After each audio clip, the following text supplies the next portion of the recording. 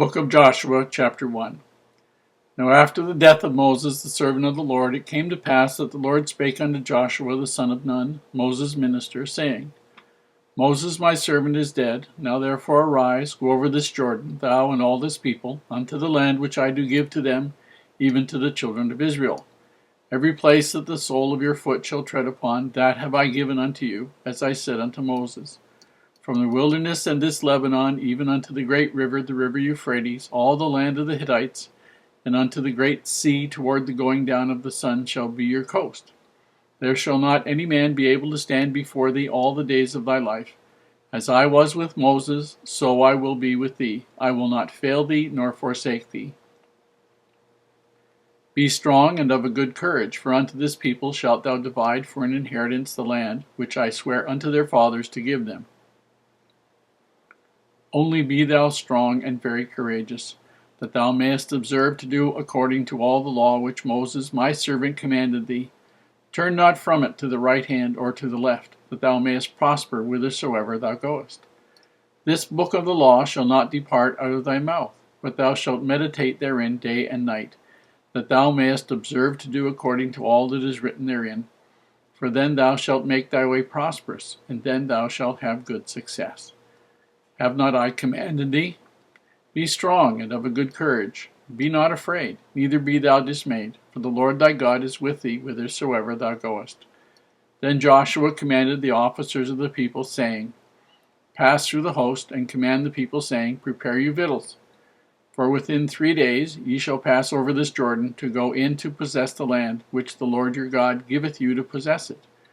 And the Reubenites and the Gadites and to half the tribe of Manasseh spake Joshua, saying, Remember the word which Moses the servant of the Lord commanded you, saying, The Lord your God hath given you rest, and hath given you this land.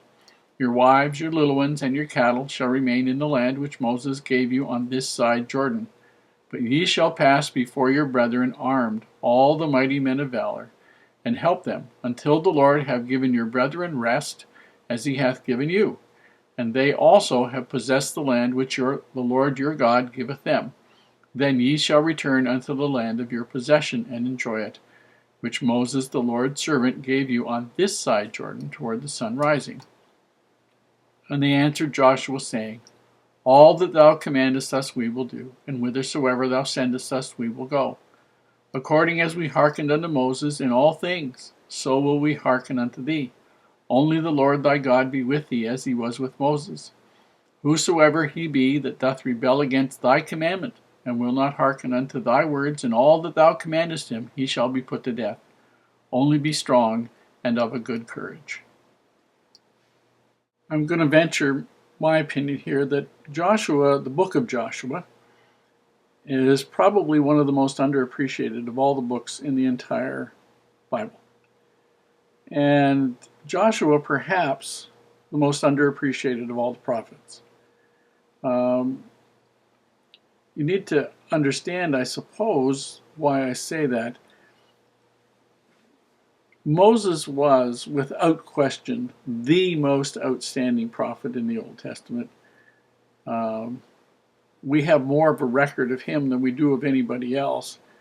And we have the testimony of the Jews that there never was anybody like Moses before or after him. And we have the Lord's witness of how great Moses is. But we also have an understanding of something. And that is that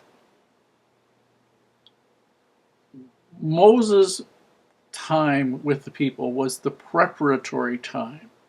It was the time where all the writing, all the work was to get them ready to go into the promised land. All the covenants, all the growth, all the travel, all the 40 years was all preparatory to getting them ready to go into the promised land as best they could be gotten ready.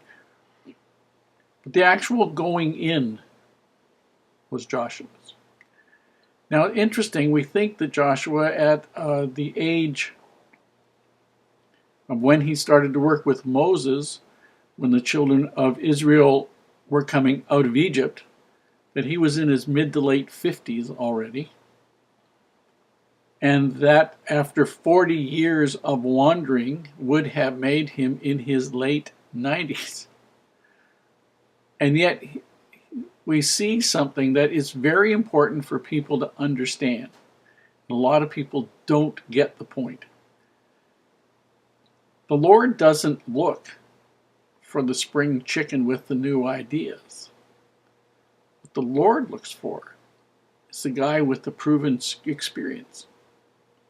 Those are the ones he trusts, the ones he's been able to check on and try on over the years. The ones he knows from past experience will do what is right. That's a good thing to keep in mind. And here we see Joshua at the age of maybe 95, 98, somewhere in there.